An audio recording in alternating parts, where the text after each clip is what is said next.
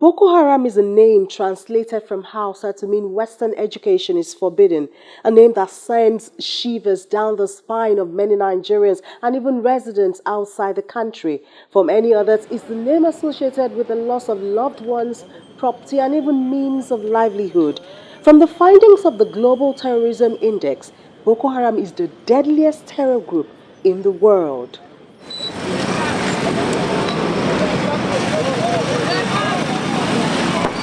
Their advocate for strict Sharia law was not to non-members alone. In Boko Haram camps, offenses such as wearing Western-style clothing, getting secular education, suspicious of dealing in drugs carry huge punishment, including execution. In late 2014, militants in the village of Kumshe in Borno State forced residents to watch how offenders were punished. We would like to warn that the recording we are about to see contains graphic images. Although we've worked on reducing the unpleasant part, some of the harsh violence may offend some viewers. This report was packaged by our partner, Voice of America, in Washington, D.C.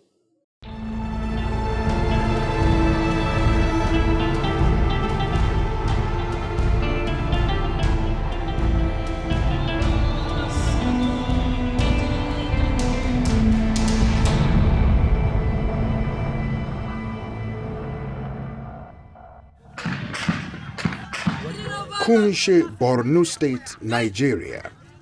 In the dusty square of this small village, morning awakens. One of the world's deadliest terror groups prepares a lesson in fear and death. This video has never been seen in public. It shows villagers rounded up and forced to witness beatings and executions by armed members of Boko Haram, all in the name of its distorted version of Islam. It comes from 18 hours of secret videos created by Boko Haram and obtained by VOA that document the group's brutal insurgency. Over 7 years, more than 18,000 people have died in Boko Haram violence in Nigeria and its neighbors, many in tribunals like this one. The tribunal is a tool, a ritual of control everyone is forced to watch. A judge leans down, asking 3 men if they accept Boko Haram's finding of guilt for drug dealing and a penalty of death. The first person, Gambo Abba, argues he didn't do it. The crowd erupts. God is great. Everybody must chant or risk being labeled a traitor for sympathizing with the condemned.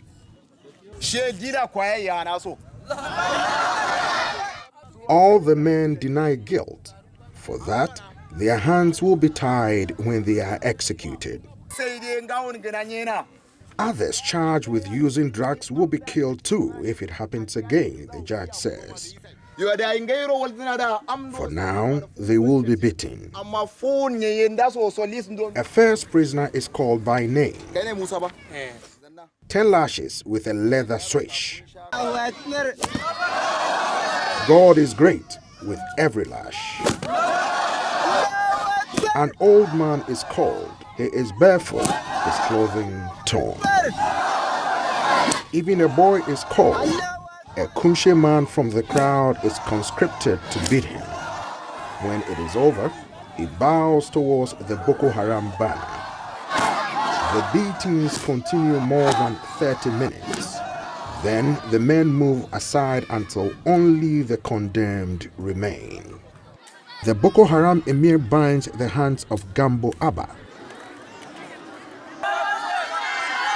Lying on the ground, he points his index fingers at the sky and prays, a final gesture that many Muslims believe will open the gates to heaven. From behind, a man with an AK-47 approaches, points the gun at his heart.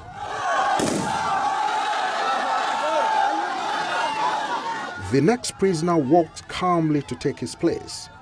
He lays next to the dead man and looks at him.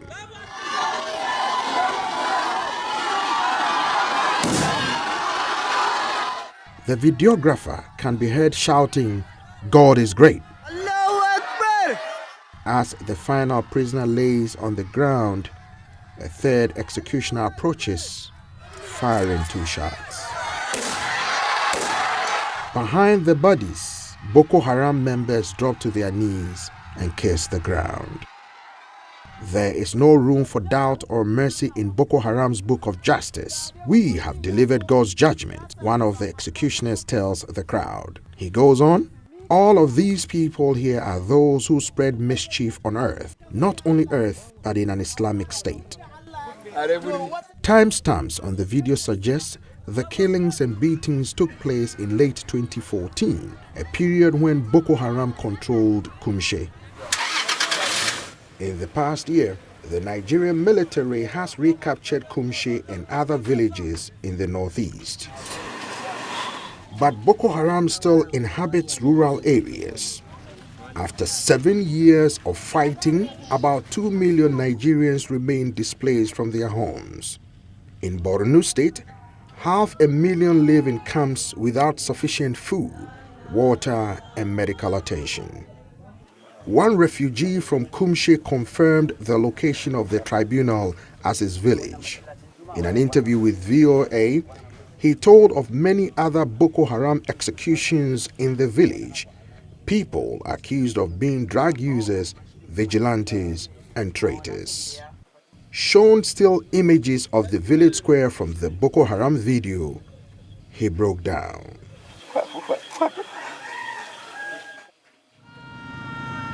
The scars from Boko Haram will not go away anytime soon.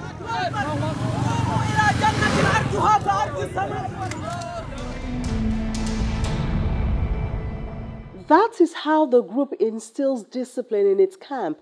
But their violent measures are meted out to people outside the camps also. In a bid to instill its version of Islamic religion, Boko Haram added major activities as attacking government institutions and people's homes. Before they launched their attack, the group sends its members to spy on target areas. In this case, the conversation is between a secret camera handler and an individual who seemed unaware that the recording was going on, and it reveals that this market is called Kuli in Mafawa local government area, and it may have been the next target.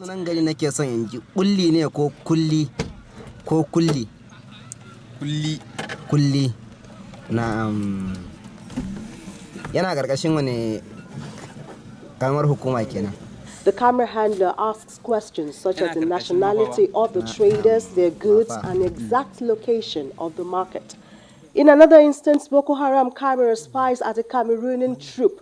From the quality of the visuals, it could be said that the recording was done from a far distance, and sometimes the spying is done with a more sophisticated device, a drone, a device which one would least expect to see in a rural setting like this one. Now, after choosing targets and watching for security loopholes for attacks, the sect gets supplies of motorcycles, one of their means of transport for attacks. Many questions remain unanswered in connection with supplies like this. Who sells it to them? Who paid for these things? How did the vehicle with this much supply pass through many security checks? In the next report titled Inside a Boko Haram Attack, a military barracks in Banki was the target. Banki is one of the border towns in Borno State, which in the late 2014 was controlled by the sect after killing many residents, and some survivors fled to Cameroon. Residents who did not escape were made to live under strict rules of Boko Haram. In the attack captured in this next report, the military was able to repel the attack, but poor unarmed villagers were not so lucky.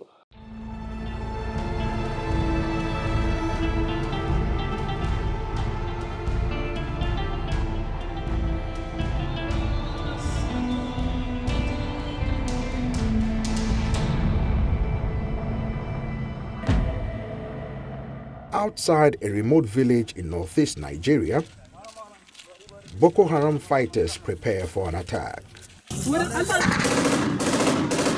The target, an army barracks defended by heavy guns and a tank. Since 2013, the terror group has launched scores of brazen assaults on government and civilian targets across the northeast. More than 18,000 have been killed in the fighting. Soldiers, terrorists, innocent civilians. This video, recorded by Boko Haram but never publicly aired, was obtained exclusively by VOA. It provides an unprecedented look inside a Boko Haram assault and the deadly consequences for Nigerians who crossed their path. Based on satellite images, VOA believes the attack took place at the town of Banki, in an area where Boko Haram operated in late 2014 and 2015. Before the battle, fighters assemble, rifles and RPGs at hand. Many are young men conscripted from their villages to join Boko Haram, some barely in their teens. Commanders address them in Arabic and the local Kanuri language, preparing them to kill and to be killed.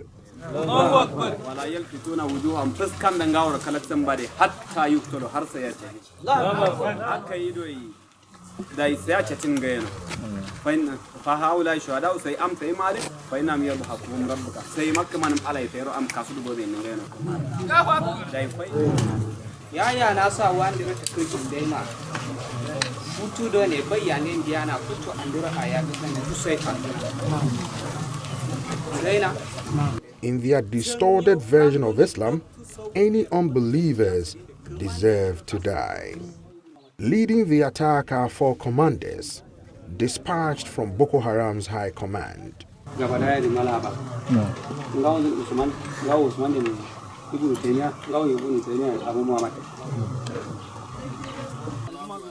The troops depart, then filter in among homes in a neighborhood next to the barracks. This target is fortified, surrounded by sand dunes, a trench and a wall. The Boko Haram videographer records from behind the front line. There is shooting, then confusion.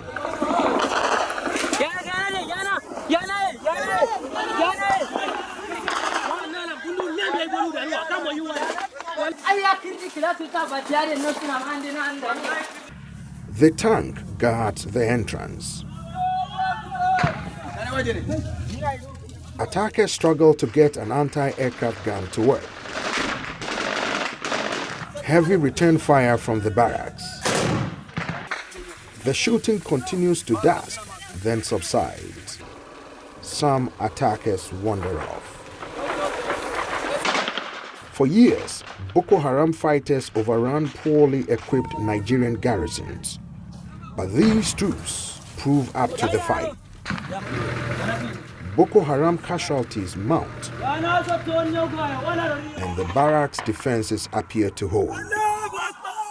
In the next sequence of Boko Haram video, the militants begin to scavenge. They interrogate a local leader about food, money, anything else of value.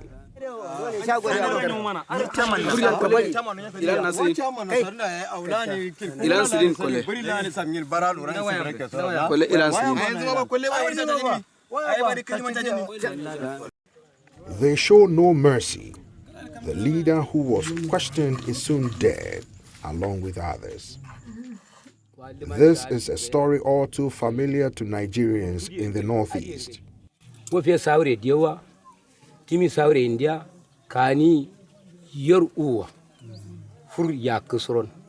Extortion and summary execution, the signatures of Boko Haram. And when they capture a village, interrogations to extract information about the loyalties of loved ones who fled. Boko Haram's campaign of violence has shattered lives, displaced millions, and destroyed the social order in northeastern Nigeria. How is Islam twisted to justify such suffering? A twisted Islam is what many Muslims and Islamic scholars have called the practice of Boko Haram. A respected Sheikh Abdurrahman Ahmad backs this up with portions from the Quran, which condemns suicide and even killing other people. The Quran has stated very, very clearly And I'll quote in Arabic. Allah subhanahu wa ta'ala said, وَلَا تُلْقُوا بِأَيْدِيكُمْ إِلَى التَّهْلُكَةِ. Don't use your own hand to bring destruction on yourself. The Prophet ﷺ said, whoever kills himself, all right, will suffer the pain that he suffered at the point of death until the day of resurrection. Suicide is condemned in Islam, totally condemned. And Islam says, whoever saves a life is like one who saves the life of humanity, and whoever takes one life unjustly is like one who takes the life of the whole of mankind. The voice of Malala Yousafzai, a 20-year-old Pakistan female education activist who visited Nigeria at the instance of the abduction of over 200 Chibok girls, adds a voice to this call. What they are doing is badly affecting the name of Islam. It's not the real Islam. So they should think about their own sisters and they should release those girls. It's a request. It's a request.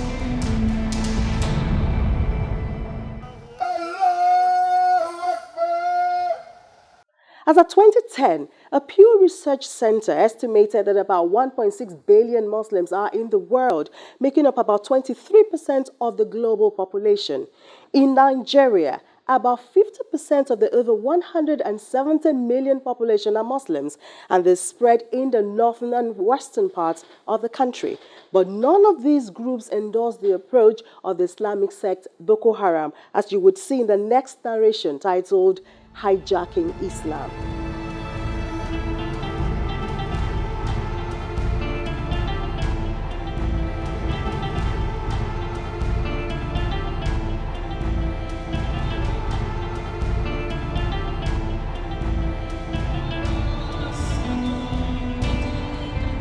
At a public tribunal, Boko Haram prepares to execute two of its own. The charge? Homosexuality. A messenger steps forward. He speaks for Abubakar Shekau, the Boko Haram leader in hiding.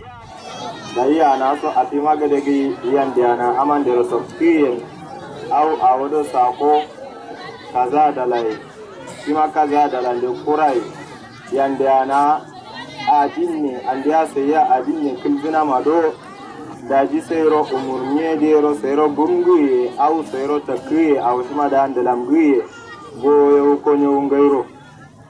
Within the hour, the men will be dead.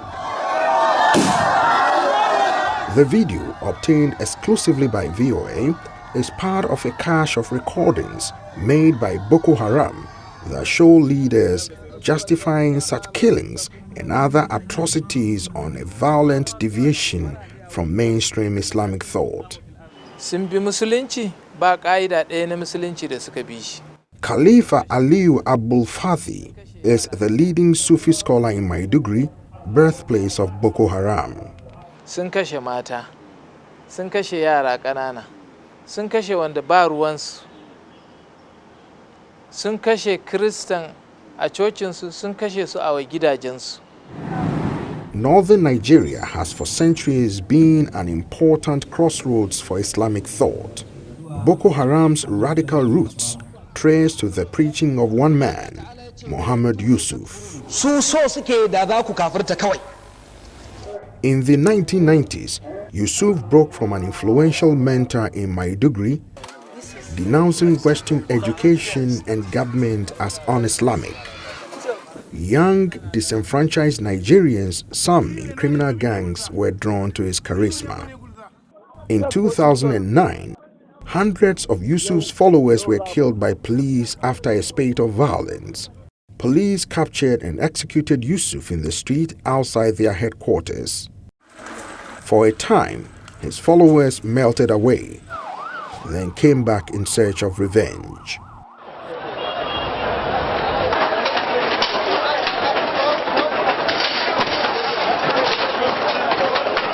Everybody is fearing. They operate for almost good 5 hours here. 4 hours. They came after 3 a.m. 3 a.m. in the night. Like how many of them? They are more than 200. The group took an official name, people committed to the propagation of the Prophet's teachings and jihad, or more popularly Bokoharam, for Western education is forbidden. Years of violence followed. In Mamudo, they burned a high school with students inside. In Madala, they bombed a Catholic church on Christmas Day. In Kano, a suicide attack killed 120 worshippers praying at a mosque. Then in 2014, an act that brought global condemnation, kidnapping 276 girls from a Chibok school, most of whom remain captive. Shekau, the group's leader, said the girls shouldn't have been in school. God instructed me to sell them. They are his properties and I will carry out his instructions. Ibrahim Muhammad Duguri, a leading scholar of Sunni Islam in Abuja, says such acts are absolutely forbidden. Ba za a kashe tsofaffi ba, ba za a kashe yara ba, ba za a kashe mata ba, ba za a sare itatuwa ba masu amfani, ba kuma za a ainihin wato kona guraren ibada ba, ko da ba na musulmi ba ne. But the Boko Haram videos obtained by VOA show them flogging a boy, executing an old disabled man, and chopping off hands during tribunals, all in the name of Allah. The brutality is so extreme that it has carved a rift even inside Boko Haram. A new faction led by Mamman Nur, once a deputy of Yusuf, now claims Shekau is too violent.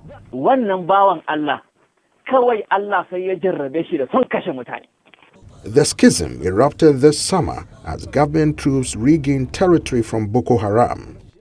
But nearly 2 million refugees remain and Boko Haram is still active in rural areas. Abul Fathi said Islam must resolve its internal differences or groups like Boko Haram will persist. If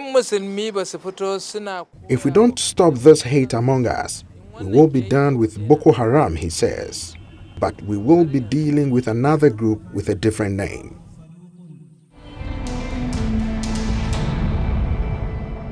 With Boko Haram hijacking Islam, they brandish their image with brutality and amputation.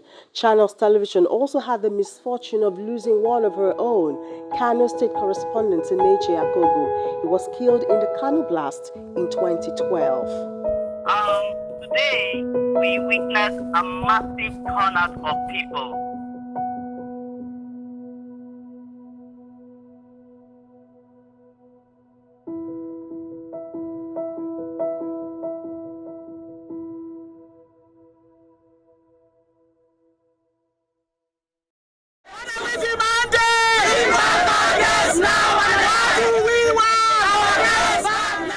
Another loss for Nigeria is the over 170 Chibok girls who are still missing. The Bring Back Our Girls group have been persistent in urging the federal government not to relent in the effort to get all the girls back home.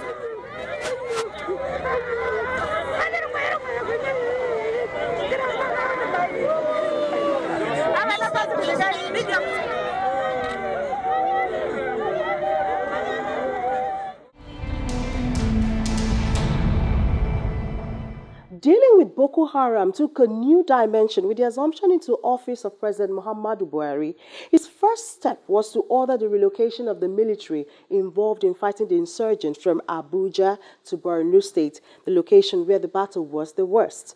Elements of the Office of the Chief of Army Staff, all the relevant Army headquarters, departments, and other combat support components moved in June 2015. The center serves as a forward command base for the Chief of Army Staff and other service chiefs. With this, the path to recovering the homes of over 700,000 people in the Northeast, which was in the control of the sect, began. The next report tells the story of the ruin and recovery from Boko Haram.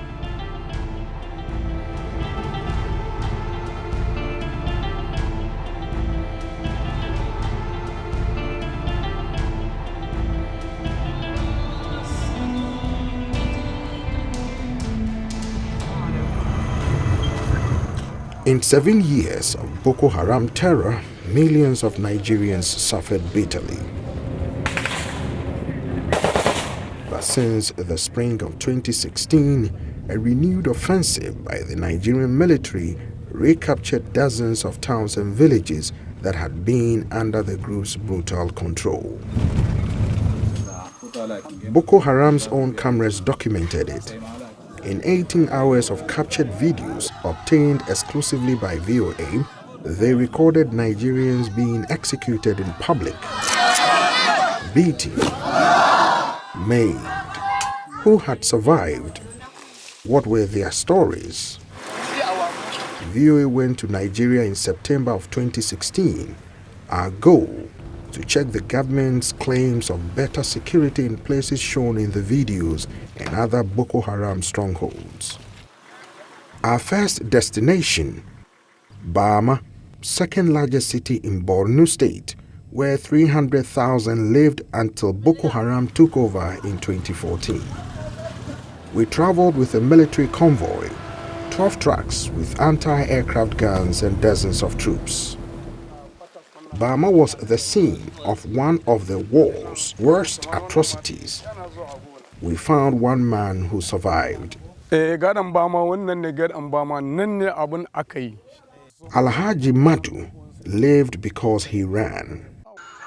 A video of the atrocities at the bridge surfaced online.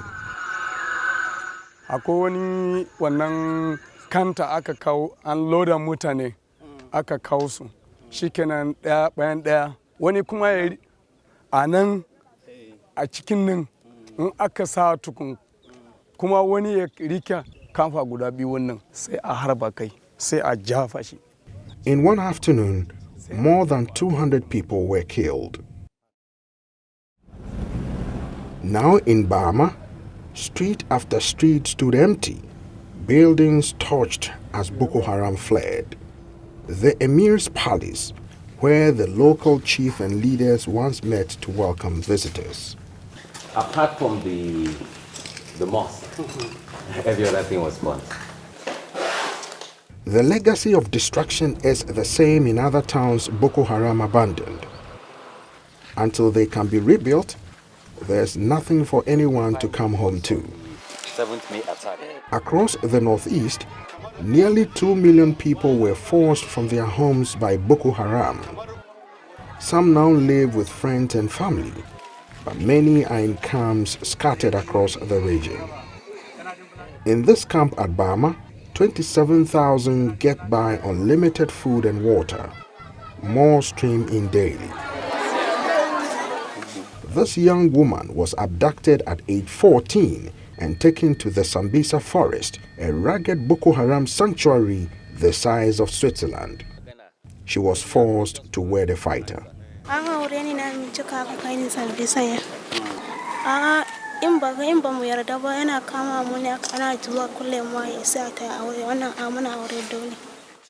Our convoy tried to visit Kumshi, scene of public executions in the Boko Haram videos. Soldiers said no. Though Kumshi was recaptured, the road was too dangerous. We diverted to Damasak, taken only days earlier. Destroyed, abandoned, but for one elderly woman, a lifetime resident who watched Boko Haram drive out her neighbors more than once. Damasak has been empty for more than a year, she said.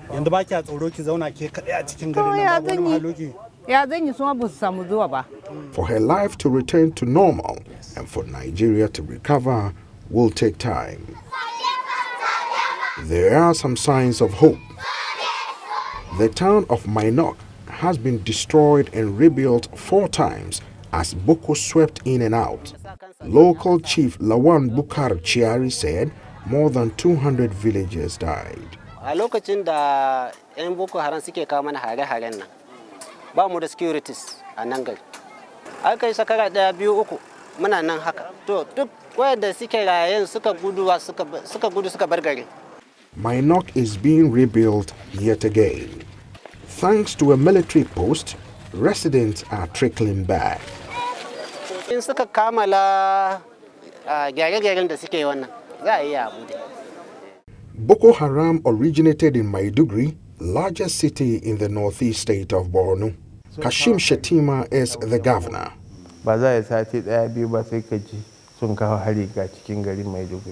Since then, he says, much has improved.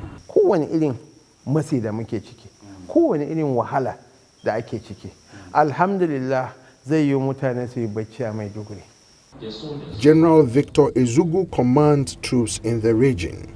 He said better intelligence and airstrikes are targeting Boko Haram camps, but there is more to do. We've done about 70-75% of the job. They are operating in bits and in little groups. In December of 2016, Nigerian President Muhammadu Buhari made a bolder claim.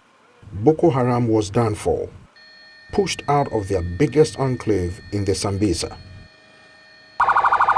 But the war is far from over. Boko Haram suicide bombers attack at will, even in Maiduguri. Thousands of civilians remain captive, among them most of the 276 Chibok schoolgirls kidnapped 2 years ago. Across northeast Nigeria, a humanitarian disaster, inadequate food and water for 5 million. And outside of garrisoned areas, Boko Haram launches regular guerrilla attacks. These local herdsmen had just escaped a Boko Haram ambush. The militants took their wives and children.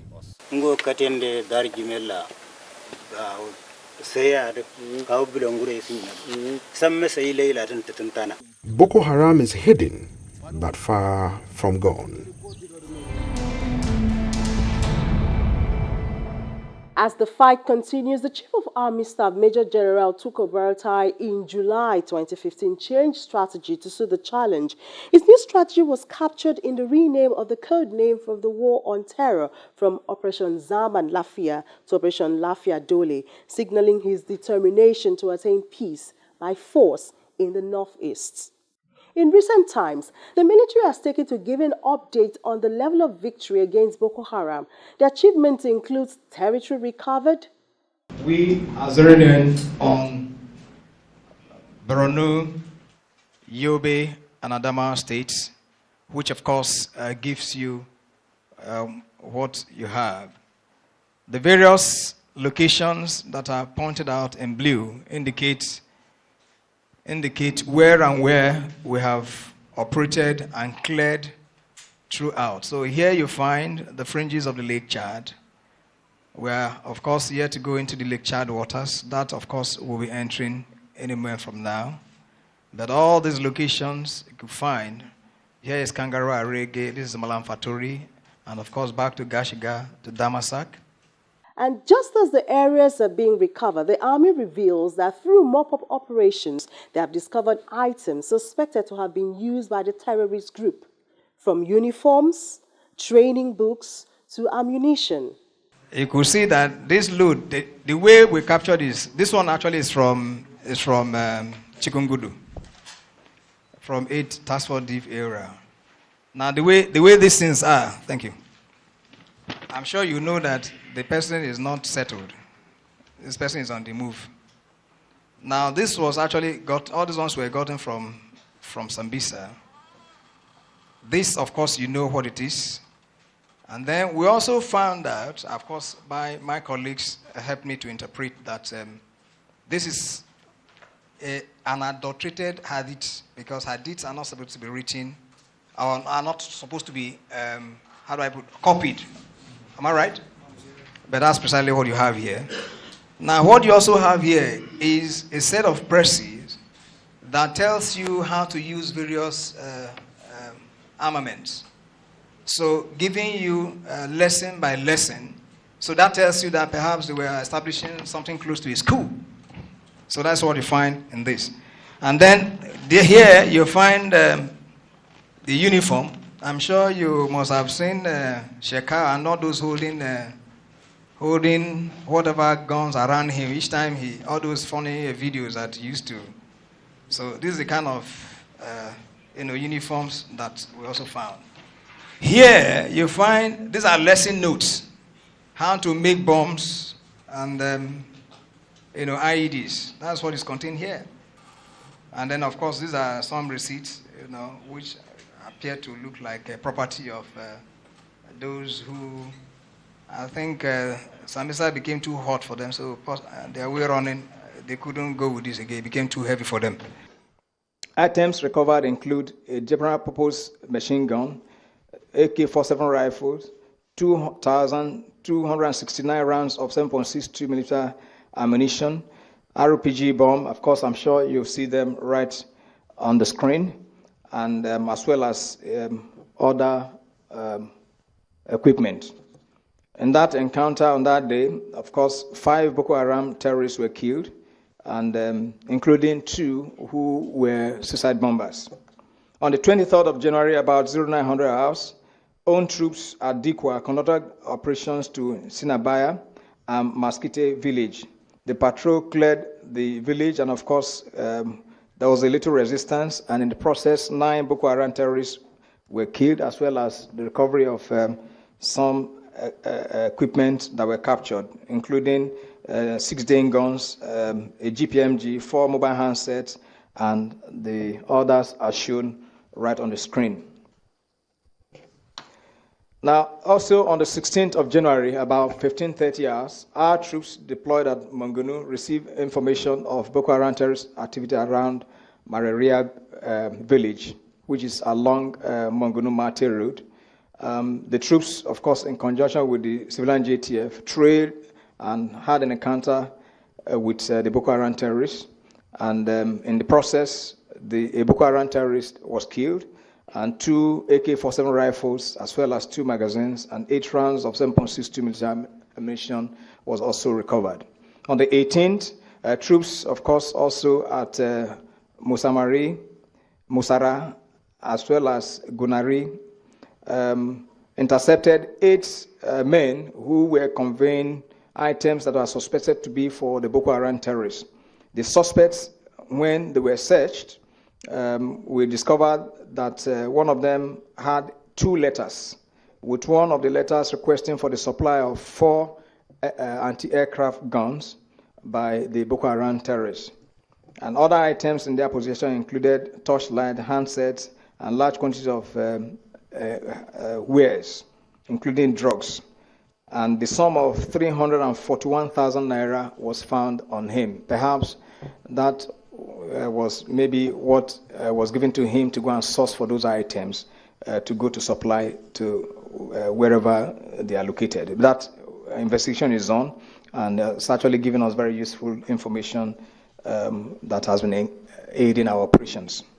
There's also been the release of persons who were held hostage, as well as locations where the basic means of sustenance of Boko Haram were hidden. In the 17th to 24th of January, troops conducted a very long-range patrol along just from Konduga Aziz, following to Yale and the direction of Gulumbagana. And then, of course, several recoveries were made, and I want you to view them right on the screen. So many hostages were rescued from Yale Aziz. These motorcycles belonged to the Boko Haram terrorists, which, of course, we gathered and they destroyed in situ. These were some of the wares and foodstuff that they had. Go ahead, continue, just run through. These are, you could see how they camouflage this. So even when the ISR is flying above, you cannot see that this is a meal which they were using to sustain themselves. These are part of the grains that they had in their reserve. Yes, so run through. We also realized that they even run a medicine store. Arrests are also being made. The theater commanders paraded several suspects in connection with the activities of the sect, from individuals who acted as medical personnel, suppliers, and others in the survival chain of activity. So one of them, of course, is also the one that treats the Boko Haram terrorists. He runs something close to a medicine shop, a patent medicine shop. And then he has also had some studies in medical technology, something related field, so that has to do with medicine. So he felt he has qualified as a medical doctor, so he treats them as a doctor. So here you find two of them. Currently, they are still undergoing interrogation. On the 10th, about 09:30 hours, own troops that are deployed behind the IDP camp in Mafa, in conjunction with the vigilantes, the civilian JTF, intercepted one Alaji, right on the board. I will not give his, his surname. He's aged 56 years, and the suspect, of course, it was identified to be the Amir, or the Bokoharam Amir, and that he is in our custody. Then, of course, on the 18th, at about 12:10 hours, following tip-off, own troops arrested one Abul, who, of course, was found in an ash-colored Golf vehicle at a military checkpoint. And eventually, because we were on his trail, we got to understand that this is the gentleman, or is he really a gentleman? This was the man who has been supplying fuel and foodstuff to the Boko Haram terrorists. So he's in our custody. Also on the 20th, at about 18:20 hours, our troops, in conjunction with the Nigerian police personnel here in Gombe, conducted a cordon and search operation, and based on some credible information. And during the operation, the Boko Haram terrorist named Ibrahim was arrested. And from interrogation, he admitted that he was part of those who attacked Chibok and Madagali. And so he's in our custody undergoing interrogation. Equally, on the 21st of January, our own troops, in conjunction with the vigilante, arrested one Ayuba, who is also a Boko Haram terrorist suspect. And he claimed to be a Malian citizen, and he also claimed that he could only speak French. The army says that about 75% of the battle has been won. However, it has no intention to relax or reduce its pace, as Major General Lucky Rabas promised that the fleeing terrorists will have no peace because the battle must be 100% won and the terrorists arrested.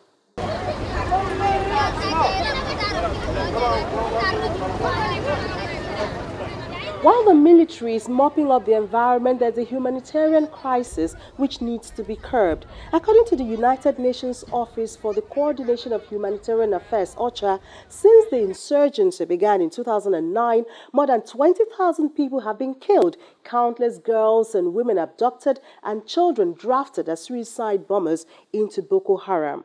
Up to 2.1 million people fled their homes at the height of the conflict, 1.8 million of whom are currently internally displaced, and 0.2 million in neighboring countries of Cameroon, Chad, and Niger. In the three most affected states of Adamawa, Borno, and Yobe, almost 7 million people are in need of humanitarian assistance, more than 50% of whom are children. In newly accessible areas, vulnerable host populations are in critical need of humanitarian interventions. Crisis in northeast Nigeria requires an humanitarian intervention and also a recovery or development investment. And we have also made it clear that we have to bridge the humanitarian and development nexus in addressing the problem. The World Food Programme estimates that the number of people struggling with severe food insecurity in Borno, Yobe, and Adamawa State are over 1 million, and the amount needed to contain this problem is about $52 million. The federal government has also made several efforts to deal with the issue. One of the ways is through the Presidential Committee on Northeast Initiative. The committee has projected that 45 billion naira will cover the needs of about 14 million people for food, water, clothes, and other necessities. Another way the government intends to supply these needs is by coordination through the National Policy on IDPs. The protection of IDPs in camps is very important, and that also explains why we need to ensure that the reintegration of IDPs locally is important. Their return to a safe environment is also important, and these are all clarified in the document, and that's why we're doing a last review of it so that there will be no politics again in the document and its implementation. Apart from the government's efforts, individuals, philanthropists, as well as non-government organizations have been busy on the scene, also seeking ways to restore normalcy. However, there's yet a lot to be done, especially in the area of education and skill acquisition for the youth. Psychologists have specifically asked that radicalization be given priority, but on different levels, everyone, including you, can make a donation which could change the life of an individual or a child who was affected by the insurgency. That's it for this special package, Boko Haram, Terror Unmasked. I'm Ini Thompson.